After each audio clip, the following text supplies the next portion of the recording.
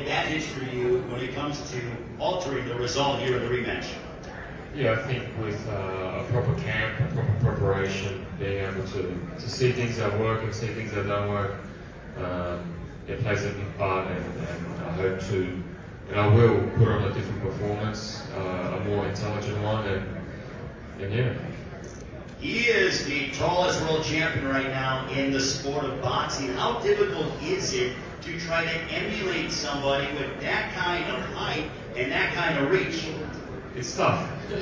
It's tough, especially when you're 5'10" and you're fighting someone 6'6". It's not an easy job.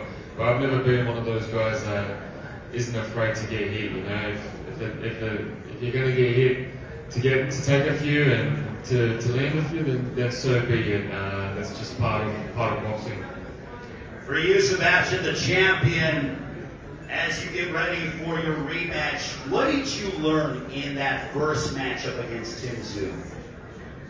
You know, anything can happen in boxing. Just as simple as that. You know, it's just reminders. I really feel like I don't learn anything during the fight. It's just reminders, and that reminder was stick to the plan. Also, when it comes to going ahead and competing against a man who you took away his world championship, but now you are the champion. You're coming in as the A side. How much confidence do you feel coming into this matchup? I feel very confident. I feel confident in the first fight. I feel confident in this fight. You know, it's just you have to earn it back. Are you expecting another bloody affair? Yeah, why not? This is boxing, you know, there's punches being thrown, and, damage can be done, so, expect the worst, I guess. Tim, one of the narratives in the first fight happened to be about the cut that you suffered in the fight. I've watched the Gloves Off episode, and it seems to be a point for you that it disrupted you, and, how much did that hinder you in the fight?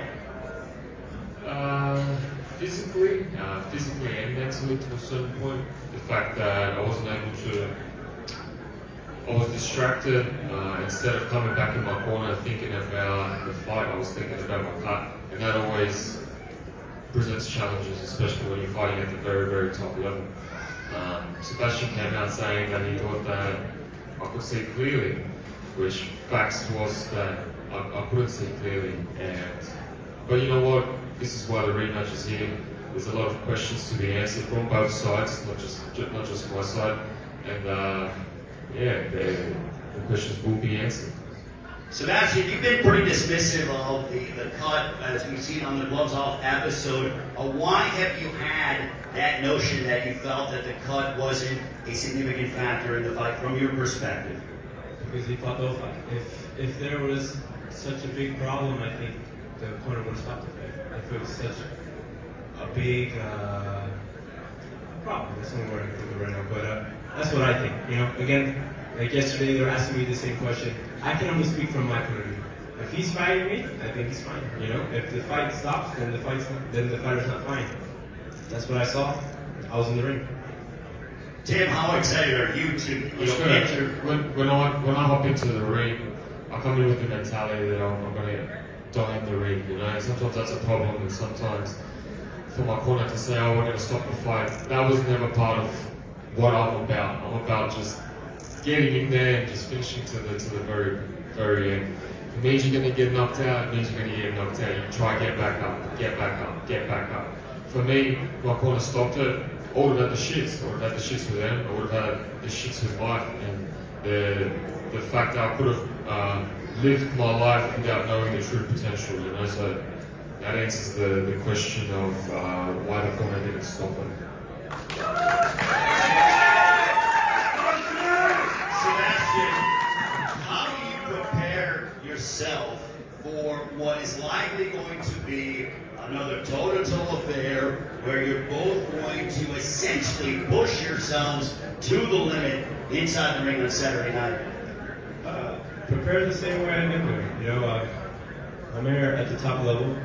I'm a world champion. I think the strategy, the plan we've been going through and doing have been very successful. So I'm just going to continue to do these things and,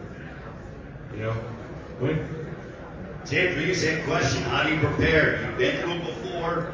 After the first fight, you were in the hospital. You couldn't even go to sleep because you had a concussion. So I'm sure you had quite a bit of time that evening to think about the first fight. But on Saturday, how are you preparing yourself in all aspects for this war that we are expecting on Saturday against Sebastian Fundora? That's what we do with fighters, man. We're both in it to the very end. We at the end of the day, we wish our partners, we wish our family, we say our goodbyes, and we hop in the ring and we risk our lives, you know. And me and Fundora were the perfect dance partners together because we bring out the best of each other. And may the best man win, and I know who the best man is. Is there an extra sense of urgency that you feel? Because when I saw you as a world champion, there was an aura about you. Not that it's been diminished, but I know you crave that world title more than anything on this planet. But how much do you have that sense of urgency to reclaim what you feel is rightfully yours? Yeah, for sure. You know, I think with adversity, you only grow. And what happened in the past has only made me into who I am today. Today is a dangerous, hungry, young fighter who's willing to take it all and just wants success. You know, so for me, this is a different phase I'm in from last year. It's a more mature, more smarter, more hungrier, and more confident. Sebastian, from your standpoint, in order to retain this green belt that you have craved and that you love having, and your sister Gabriela is also world champion as well, the Fighting Fundora family, what you guys do is win world championships. But how much do you desire? Are you looking to go that extra mile to make sure that on Saturday night you leave with the WBC Super Welterweight Championship in your possession? You know, it's a big feeling. We train hard for this. This is the dream.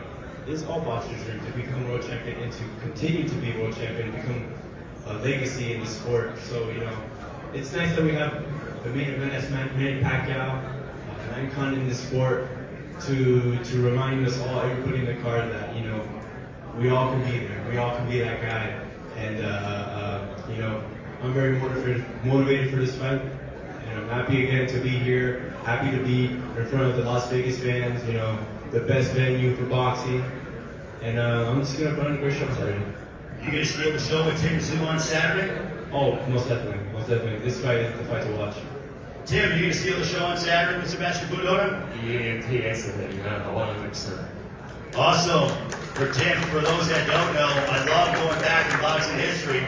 Your father, Tszyu, has had some memorable moments inside this building.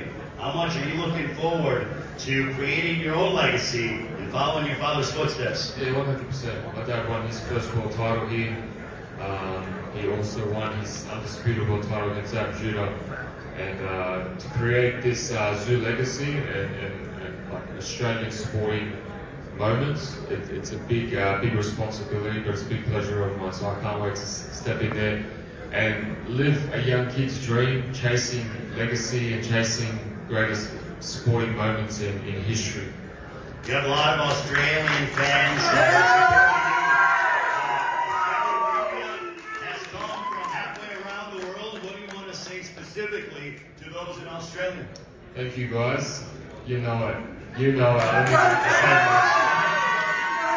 Sebastian, we're very proud of your Mexican heritage, being from Coachella, California. Your father, Freddie, your trainer, as you mentioned about the lineage of the Fundora fighting family. But what do you want to say to all the Mexican boxing fans and those in Coachella? You know, tune in Saturday. Tune in Saturday. We're going to put on a great show. You know, Fundora's been doing their thing, and we continue to do it for a long time. All right, before we get ready to let these guys go, it is prediction time. We'll start off with Joel Gonzalez matching up against Ben.